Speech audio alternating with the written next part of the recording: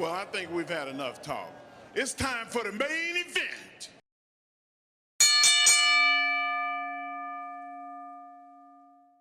Shut up and sit down.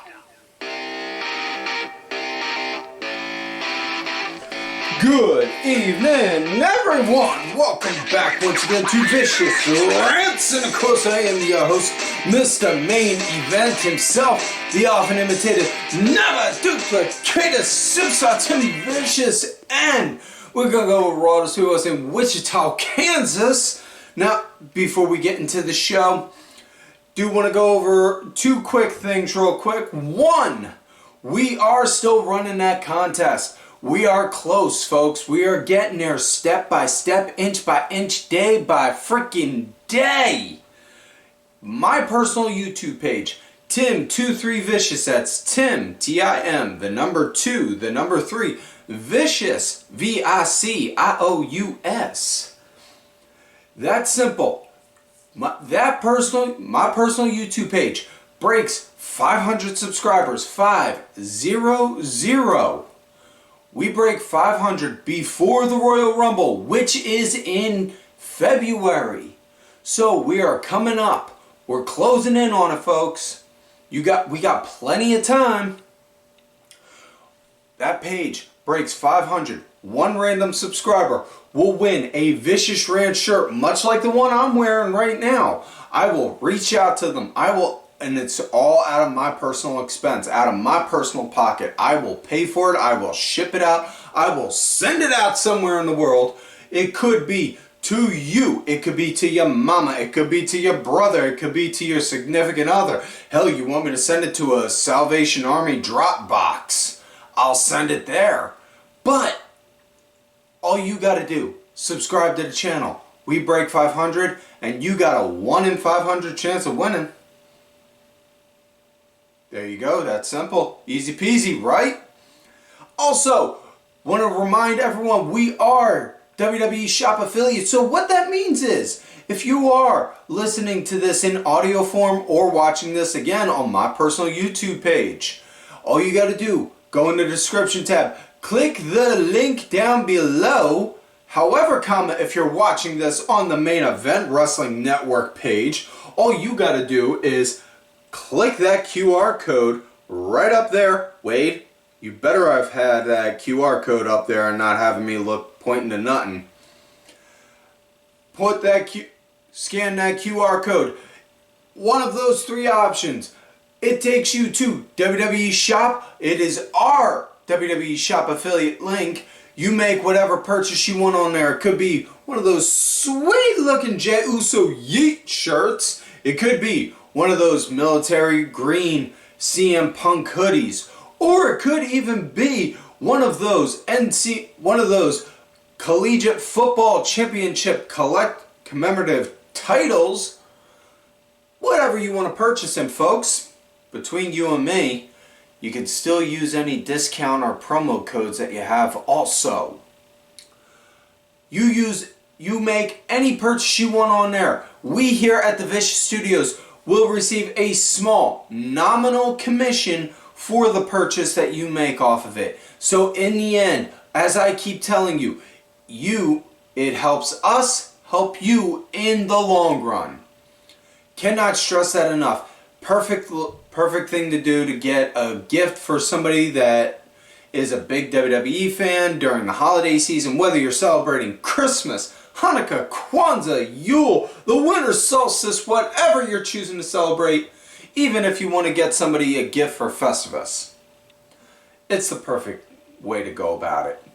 Just make sure, help support the show.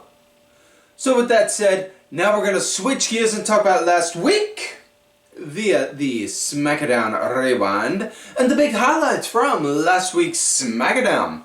It starts out with, they do like the pro sports entrances showing the wrestlers walking into the arena. They had Solo's bloodline, the new bloodline. Not a fan of them referring to it as that because you put new in front of any kind of team and it automatically shits the bed. Case in point, New Rockers. Another good example. new Midnight Express. Are you noticing the trend here? I'm just saying, folks. Either way, the Solo bloodline, they're coming through, they're walking through the security, and they just walk through, pushing Apollo Crews to the side, having the metal detectors, beep, beep, beep, beep, beep. Guard goes to say something to Jacob, like, sir, you didn't, and Jacob just, okay, never mind. Apollo Crews like, yo, bro, the hell? And all you see is Jacob Fatu then just, bam, beating him like he owes him money. And then, next thing you know, you see a whole bunch of rent-a-cop security guards come after the bloodline. And they all three of them wreck them. Solo, Jacob, and Tama Tonga. Now, and I say them three because it was announced Tonga Lau tore his bicep in the match. Also, Bronson Reed screwed up both ankles. He's going to be out for an extended period of time. Also, really hate when seeing guys get injured, but I'm trying to say this in the right way without it sounding dismissive, but dude, this ain't ballet, and if anyone wants to ever go and make that argument, it's fake. Ugh. I want y'all to remember these kind of matches, okay? And then bring up the whole Steve Austin broke his damn neck in the middle of a match. So with that said, back to the show. Then SmackDown turns to the crowd, the fans. You see Cody, he makes his entrance, comes on down, hypes up the upcoming match he has with Kevin Owens at Saturday night's main event, which we will be talking about next week. And as he's doing that and addressing Kevin out, next thing you know, we get a visit from American Made. That's my bad attempt at trying to sing it on purpose, folks. But you see American Made, Gable, the Creed brothers, and Ivy. First and foremost, Gable addresses. He's out there. They're here because there is a trade window coming up. So, American Made, they're there to go and make talks and break bread with Nick Aldis. While they're there, Gable, he wanted to address Cody. First and foremost, talks about on how Minnesota is a shit state. He should know. He's from there. You know, this, that, and the other, blah, blah, blah. And then Cody winds up going, listen, I see a lot of me in you. I see a lot of potential in you. I see, you know, like I said, I see a lot of me in you. You know, we both had to deal with a lot of failure.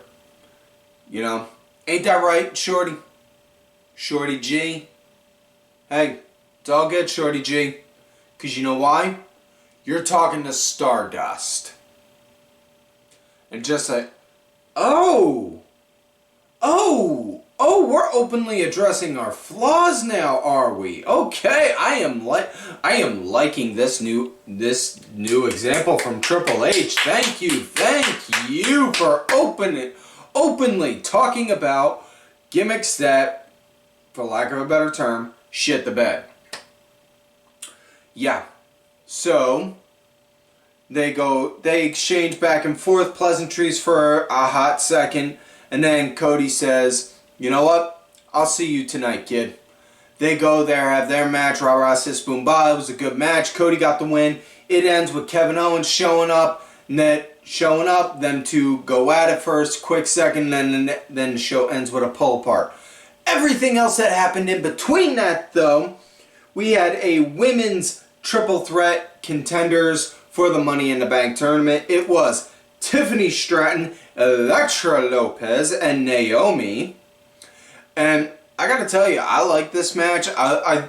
My big takeaway was I was happy to see Elektra Lopez performing. You know, I'd like to see her get more ring time. I'm not saying I would hope that we do, but I'm not putting all my money on that happening anytime soon now. Not saying that in a dismissive way towards her. I'm just saying I don't see any creative for her at the moment. That's why I don't see any upcoming anytime soon for her. Tiffany got the win, and I have to scratch my head for a minute because as much as I see people saying Tiffany's the future, Tiffany's a bright star, she's got a hell of a career ahead of her, rah rah, all that blah blah blah blah blah type stuff. At the same time, I'm also seeing my Twitter and all blow up saying, why is she in the tournament? She's already Miss Money in Bank. She can cash in any time and all that jazz. And I'm just scratching my head like, guys, you do remember she's Nia Jax's riding buddy, right? For the time being. So she's not going to cash in on her anytime soon. And not only that, there's nothing saying she can't do this, elevate herself with her ring work, have people's hopes up, and in the same process, wind up doing like the Dolph Ziggler treatment and wind up getting put on the ass end of an ass kicking for an extended period of time, having everyone completely forget that, could cash in anytime, and then next having, oh my god type cash in, and then just be wowed. Just saying, Also, we have Bianca Belair going against Piper Niven, and this came to be because of a back and forth between them backstage where Chelsea and Piper accused Bianca of attacking Jade and taking her out of action. It was a good match. Bianca got the win, did the KOD. Everyone popped at the fact that Bianca had Piper up on her shoulders and was able to get her up for that. And quite possibly what I'd have to say was the biggest was the biggest story moment for the show. Not story in WWE, but just story for the show was DIY challenging Motor City Machine Guns for the tag titles, and this came to be because the match was originally supposed to be the Street Profits. However, we see the Profits get attacked, beaten up. Nobody knows who did it, who could have done such a horrible, dastardly thing. Next thing you see the Motor City Machine Guns talking to Nick Aldis. Well, what's going on? Well, what do you want? What's going on with our match tonight then? What are we doing? Johnny Gargano just shows up. Whoop! Oh, hey, you guys need a match. Me and Tommaso can do it, no problem. And Alex, come on, man. We still deserve our one-on-one rematch, don't we? And then Shelly and Sabin are like, no, it's cool. We can do it. Go ahead, give it to them. Aldis then, all right, you guys got it, but you, talking to Johnny, you, keep Tommaso in check. Okay, well, the whole time, Ciampa, still angry Blackheart heel. The whole time, Johnny just still being that, come on, Tommaso, come on, man. It ain't that bad. Come on, dude. Like that until eventually, at one point, next thing you know, Johnny, when the ref ain't looking, boom, low blows. And Johnny turns dark side, gets the win with the 1, 2, 3, your winners and new tag team champions. DIY, we got full-blown heel DIY. Oh, my ever so loving evil Blackheart is so happy and thumping for joy. Holy shit, it actually does thumping for the first time in a while. Oof, kind of scary there. Anyways, that was it for SmackDown. So with that said, let's get into this week's show. Raw in Wichita. It starts out with Gunther coming out. And seeing Gunther in a long sleeve black shirt and blue jeans, yeah. I mean, don't get me wrong, that's kind of what I would expect Gunther to have for casual wear. Not like he's going to come out wearing a Gunther shirt or something. But just not accustomed to seeing him in casual wear. Kind of expected him to be like in a suit or something, but either way, he's addressing on how Finn Balor got lucky with the shots that he did on him last week, this, that, and the other. And then next thing you know, you see Finn, Dom, Carlito, and JD all come out. Finn addressing him, saying, whoa, hold on now, big man. Now, Pierce made it official. I'm facing you at Saturday night's main event. But, I don't think you're going to be that lucky this time. You see, because, let's face facts. If it wasn't for me taking out Priest, you wouldn't still be champ. And then, you know, excuse me, Gunther saying, you know, Finn, when you first started there, I looked up to you. I emulated you. You were a world champion. But that didn't even last a whole day. So, you really think you got a shot against me? I have thousands and thousands of days to look forward to. You didn't even have one. So then they all four go to start to circle him. Next thing you know, Priest comes out, big rigmarole between everyone. And Priest, Gunther clearing them out, Finn taking them out. It ends with Judgment Day taking out Priest and Gunther, all standing tall. Next thing you know, in the back you see Pierce addressing Finn, saying, Finn, you like screwing around like that? Okay. Your match now at Saturday night's main event is not going to be a one-on-one. It's now going to be you versus Gunther versus Damian Priest for the World Heavyweight Championship in a triple threat. And speaking of championships, we're going to address your tag championships. You guys are defending your titles next week, and well, since you guys want to make a point on showing on how great you are, you're going to defend them. And Judgment Day is banned from ringside. So, that's next week. So, with that said, now let's get into our first match of the night. It is the Final Testament with The Miz in a 8-man tag match going against the Wyatt Six. This, a lot of good action. I really dug this. Now, man, I really did. I really dug this, and I'm liking the story with the Wyatts. I really am. Now, Gacy was the punching bag for a bit until Rowan came in. Rowan got the hot tag, and he, much like you would expect the big man to do, he came in and he just wrecked shit up. He wrecked everything up around him, and then once he got knocked down, he then worked his way over.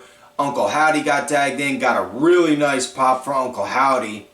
He started working around. Match came to an end when the ref got distracted by the fact that Scarlett was being chased by Nikki Cross, who showed up out of nowhere near the end of the match.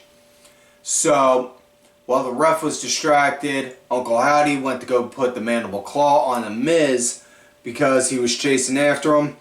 As he's going to do that, Paul Ellering shows up out of nowhere, whoosh, throws a big thing of powder into Uncle Howdy's face, which gives Karrion Kross enough time to go scoop up Uncle Howdy, hit him with the final prayer for the 1, 2, 3. You see the Final Testament and Miz all walking up the entryway. Yeah, we won. You see the Wyatt Six all circling around Uncle Howdy.